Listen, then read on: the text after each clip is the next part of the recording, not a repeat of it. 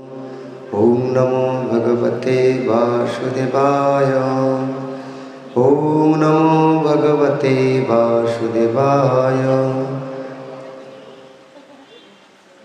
मुखं करोति वाचालं पुंगुर्लंघयति गिरिं यत्कृपातमो वंदे गुरुदेवतां। परमानंद माधव श्री चैतन्य ईश्वर हरि ओम।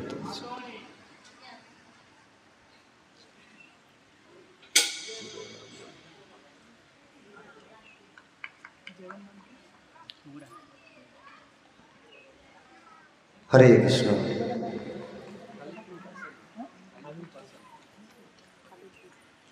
समस्त उपस्थित भक्तबृंदेर আমরা আন্তর্জাতিক কৃষ্ণ ভাবনামৃত সংঘ তথা ইস্কনের পক্ষ থেকে আন্তরিক প্রীতি শুভেচ্ছা এবং অভিনন্দন জ্ঞাপন করছি। এবং এই অনুষ্ঠানের যিনি আয়োজক, এখানে স্থানীয় কালীপুর বাচালুর বাসিন্দা, এই প্রাইমারি স্কুলের কাছেই বাড়ি, জয়ন্ত মণ্ডল মহাশয়, ধন্যবাদ জানাচ্ছি মাননীয় জয়ন্ত মণ্ডল মহাশয়, যিনি এই উৎসবের আয়োজন করেছেন। যে উৎসবের নাম হচ্ছে হরে কৃষ্ণ উৎসব।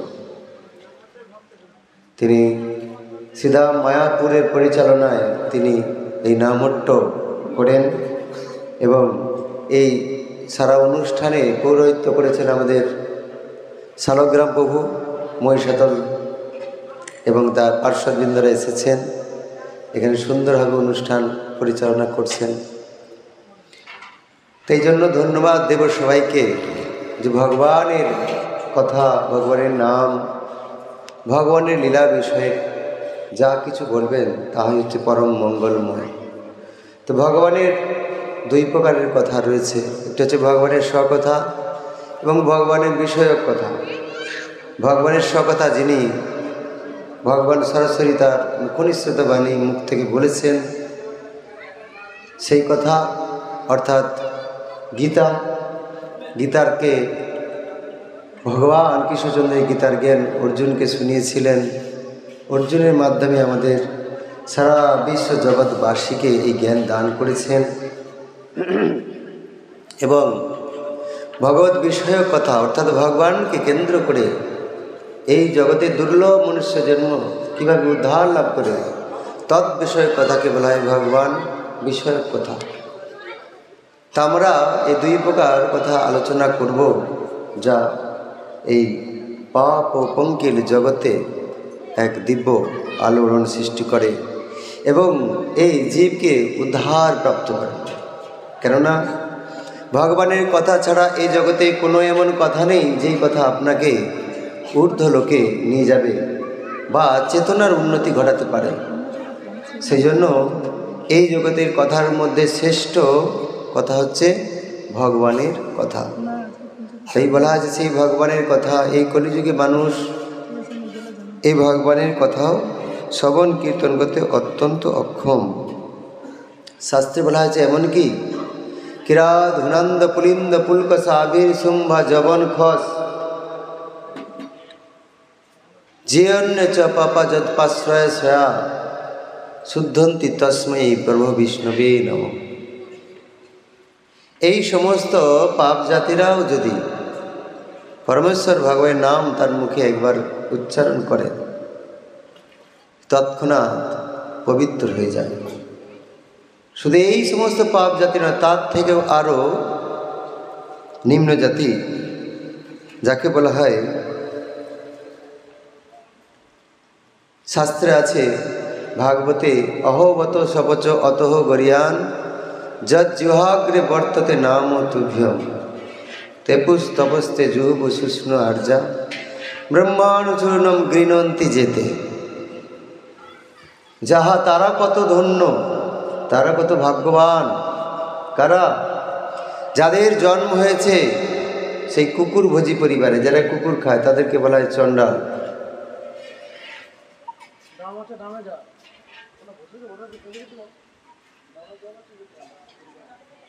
এইসব পরিবারে জন্ম করলেও কেউ যদি পরমেশ্বর ভগবানের কথা শ্রবণ কীর্তন করেন, তিনিও তৎক্ষণাৎ উদ্ধার হয়ে যায়। কীরকম? ত্যাপুস তপস্তে, এমনকি সমস্ত ভগবানের নাম উচ্চারণ করা ফলে সমস্ত তপস্যার ফল তৎক্ষণাৎ প্রাপ্ত হয়ে যায়। জুহুবু, হোম করলে অর্থাৎ যজ্ঞ হোম করলে যা হয় সেই ফল তৎক্ষণাৎ প্রাপ্ত হয়ে যায়।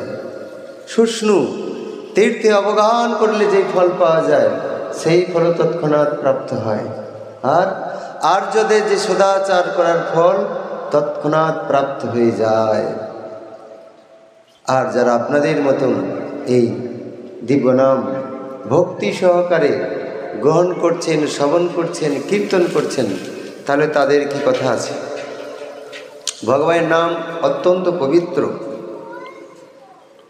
শাস্ত্রে আলোচনা করা হয়েছে, নুন্নম প্রমত্ত ক্রুতে বিকর্ম যদেন্দ্রিয় প্রীতয় অপ্রণতি না সাধু মন্যে যত আত্মনয় অসন্নপি ক্লেশদ আস দেহ।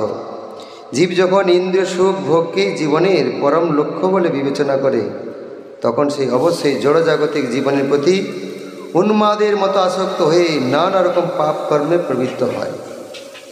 সে জানে না তার পূর্বকৃত কর্ম অনুসারে পাপ কর্মের ফলে একটি শরীর প্রাপ্ত হয়েছে, যা অনিত্য এবং সমস্ত দুঃখ দুর্দশার কারণ।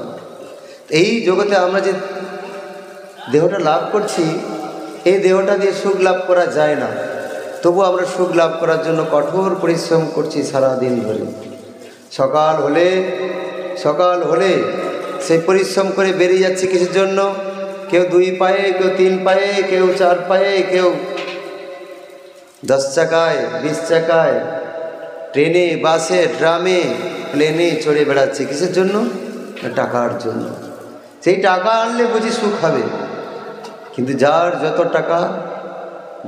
টাকা তার তত সুখ নয়, তার তত দুঃখ। কেউ আবার বলবে, আরে তোরা কৃষ্ণ নাম করে কি পেয়েছিস? তোদের থেকে আমরা সুখী আছি, আমরা ধনী আছি, আমরা অনেক সুখী, খাওয়া দাওয়া করছি। এই জগতে যে যত নিজেকে সুখী বলে কৃষ্ণ ভজন ছাড়া, বুঝতে হবে সে তত দুঃখী। কেন? এই জগতে সুখ প্রদান করাই হয়নি। তাই এই জগতে যদি আমরা বেশি দিন বেঁচেও থাকবো তাতে কিছুই লাভ হয় না। একজন বলছেন যে কোনো বাড়ির একজন আত্মীয় অনেক দিন বেঁচেছিলেন, 120 বছর 25 বছর বেঁচেছিলেন। বলছে এত বছর বেঁচেছিলেন ভালো, কিন্তু হরিনাম করেছে কি? বলছে না। যে হরিনাম না করে এত বছর বেঁচে থেকেও কী লাভ? এত বছর বেঁচে থেকেও কী লাভ? একটা গাছ অনেক বছর বেঁচে থাকে, 1 বছর 2 বছর নয়, 100 বছর, 200 বছর, 500 বছরের গাছ বেঁচে থাকে। এরকম বেঁচে থেকে কী লাভ? এরকম নিঃশ্বাস নিয়ে কামড়ের হাপড়ের মতো নিঃশ্বাস নিয়ে এই দেহটা পরিচালনা করার কোনো মানেই হয় না। তাই এত বছর বেঁচে থাকা মানে পরিবেশ দূষণ করবে। কতবার যে ধরিত্রীর মাতার বুকে পায়খানা প্রস্রাব করে নোংরা করেছে, পরিবেশ দূষণ করেছে, তার ঠিক নেই। যদি হরিনাম যদি না করে, তাই শাস্ত্রে বলা হয়েছে প্রতিদিন ভোরে উঠেই যখন ঘুম ভাঙবে তখনও ভগবানকে প্রণাম করা উচিত, আবার যখন ঘুমাতে যাবে তখনও প্রণাম করা উচিত, যখন খেতে যাবে তখনও ভগবানকে প্রণাম করা উচিত, স্মরণ করা উচিত। আর না হলে যা কিছু করবে সব কিছু নিষ্ফল হয়ে যাবে। পেটে হয়তো কিছু যাবে, কিন্তু কাজ হবে না। এই বাইরে জগতে হচ্ছে অনেক কিছু কিনে আনবেন, খাবেন, সব কাজের মধ্যে যা কিছু আনবেন সব কিছুর মধ্যে কর্মফল থাকে। তা আপনি যদি সেই সব কিছু ভগবান সেবায় নিয়োজিত না করবেন, নিবেদন না করবেন, তাহলে সেই সমস্ত কর্মের ফল আপনাকে ভোগ করতে হবে। কেন? প্রসাদ সেবা করিতে হয় সকল প্রপঞ্চ জয়। প্রসাদ সেবা যতক্ষণ না করতে পারবেন ততক্ষণ। আমাদের দেশে আগে ভারতভূমি পবিত্র ধার্মিক দেশ, তাই না? অধার্মিক ছিল না। কালের প্রভাবে এখন হয়েছে। কেন হয়েছে? যারা ধর্ম মানত তারাই ধর্ম নষ্ট করেছে। এখনও আছে আমাদের দেশে, গীতা মানে, শাস্ত্র মানে, তিলক করে চলে, জপমালা আছে, কিন্তু কোনো নিয়ম মানব না। আছে না দেশে? এরাই ধর্মটা নষ্ট করেছে। আপনি ভালো করে শেখাতে যাবেন, তখন আপনার হয়ে যাবে আপনার করে রাগ। তাই যারা ধর্ম মানে পৃথিবীতে ধর্ম নামে যাহা কিছু চলে, ভাগবত কহে তা পরিপূর্ণ ছলে। ধর্ম কাকে বলে সেটাকে জানতে হবে। ধর্ম কি, ধর্ম কিভাবে গ্রহণ করব। তাই যারা প্রকৃতপক্ষে ভগবানের শরণাগত হয়েছেন সম্পূর্ণ রূপে, তারাই কেবল সঠিক ধর্ম পালন করেন। কিন্তু এই কলিযুগে কর্মকাণ্ড জ্ঞানকাণ্ড ভালো করে পালন করতে পারবেন না। তাই বেদে আলোচনা করা হয়েছে কর্মকাণ্ড জ্ঞানকাণ্ড, কিন্তু সেগুলো কি না, কর্মকাণ্ড জ্ঞানকাণ্ড সকলই বিষের ভাণ্ড। অমৃত বলিয়া যেবা খায় নানা জনে ভ্রমণ করে, কদর্য ভক্ষণ করে তার জন্ম অধপাতে যায়। তাই কর্মকাণ্ড জ্ঞানকাণ্ড কীভাবে কর্ম করবেন সিদ্ধান্ত শাস্ত্রে দেওয়া হয়েছে। সে জ্ঞান থাকা উচিত, তা জ্ঞানকাণ্ড থাকা উচিত। আগে কাণ্ড জ্ঞান যদি না থাকে দিব্য জ্ঞান লাভ করবে কি করে। এখন কাণ্ড জ্ঞান নেই, আমরা দিব্য জ্ঞান লাভ করতে আসি, তার ফলে কি হয়, হুচট খেয়ে পড়ে যায়, ভালো ভক্ত হতে পারে না। যদিও এক জন্মে ভালো ভক্ত হওয়া অত্যন্ত কঠিন, জন্ম জন্মান্তর লেগে যেতে পারে ভালো ভক্ত হতে গেলে। তো সেই জন্য আমরা যতটা পারবো করব, যেভাবে পারবো করব, কিন্তু লক্ষ্য রাখবো যেন অপরাধ না হয়। অন্যান্য যুগে এই ধর্ম করার জন্য কিছু বিশেষ নির্দেশ ছিল সঠিকভাবে করার জন্য, কিন্তু এই কলিযুগে মানুষের অবস্থা ভেবে অত্যন্ত শক্তিশালী সেই হরিনাম নিয়ে আসলেন। যেই নাম সেই কৃষ্ণ ভজ নিষ্ঠা করি, নামের সহিত আছেন আপনি শ্রীহরি। শোনো মিশ্র, কলিকালে নাহি তপযোগ্য, যেই জন কৃষ্ণ ভজে তার মহাভাগ্য। অতএব কলিযুগে নামযোগ্য সার, অন্য কোনো ধর্ম কইলে নাহি হয় পার। মানুষের পড়ার রুচি বদলেছে, খাওয়ার রুচি বদলেছে, আচরণের রুচি বদলেছে। কেন? এই রুচিগুলো এই ভারতবর্ষে ছিল না। এই ভারতবর্ষকে কলুষযুক্ত করেছে কে করেছে?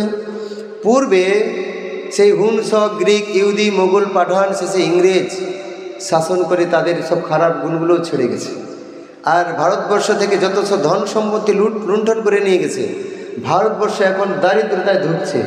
তার জন্যে তাদের সেই উন্নত চিন্তাধারা অন্য কিছু যে ভারতবর্ষ সেটা গ্রহণ করতে পারছে না। আর তাদের ফেলে দেওয়া জিনিস, বিদেশিরা এসে যেগুলো ফেলে দিয়েছে এই জগতে, তারা সেইগুলি গ্রহণ করছে। তাদের বমি করা জিনিস এরা গ্রহণ করছে, মনে করছে এটাই ভালো। ইংরেজরা এসে ইংরেজি শিখে দিয়ে গেছে, ফেলে দিয়ে গেছে, সেটা গ্রহণ করছে। চা ফেলে দিয়ে গেছে, গ্রহণ করছে। এখন আগেকার দিনে শরবত হতো, এখন শরবত কেউ খায় না, চা খায়। বাড়িতে গেলে চা দেয়। একটা সিগারেট খাওয়া আর চা খাওয়ার মধ্যে কোনো পার্থক্য নাই। সেই জন্য এই যে ভারতীয় কালচার, এত উন্নত কালচার, উন্নত সংস্কৃতি ছেড়ে দিয়ে মানুষ এখন কী করছে? পরের কাছে ভিক্ষা মাগছে। আমাদের দেশের সংস্কৃতি বিদেশিরা গ্রহণ করে প্রচার করছে, আর আমাদের দেশের মানুষ আমাদের দেশের সংস্কৃতি পরের কাছে দিয়ে আবার তাদের কাছে ভিক্ষা করছে। আপন ধন বিলাই দিয়ে পরের কাছে ভিক্ষা করছে। ধন কি? এই জগতের শ্রেষ্ঠ ধন হচ্ছে কি? কে ধনী? না কৃষ্ণ ধনে যিনি ধনী। কৃষ্ণ ভক্তি আছে যার, সমস্ত দেবতারা বন্ধুতা। যদি কেউ কৃষ্ণ ভক্ত হয়ে যায়, তাকে আর কারোর প্রতি সেবা করতে লাগে না, আর কারোর কাছে হাত পাততে লাগে না। কৃষ্ণ ভক্ত হওয়ার জন্য তিনি সব কিছু থেকে মুক্ত হয়। কিন্তু এই জগতের যারা এই কৃষ্ণ ভক্ত হয়ে যারা পূর্বে আচরণ করেছে অত্যন্ত ঘৃণ্য, তাদেরকে দেখে আর কেউ ভক্ত হয় না। তাই জন্য ভক্ত মানে এইরকম। এই জন্য এখন বর্তমান জগতে সেই সিনেমা, সেই যাত্রা, সেখানেই খলনায়ক বানানো হয়। কীরকম সাজে? না ভক্তের সাজ। এটি ভক্ত, সেই যাত্রা একটি ভক্ত, যার কপালে তিলক আছে, মালা জপ করে, তাকে খলনায়ক বানানো হয়, ভিলেন বানানো হয়। জনগণের কাছে প্রকাশ করা হয়, দেখো এই জগতের সমস্ত নষ্টের মূলে আছে এইসব ভক্ত।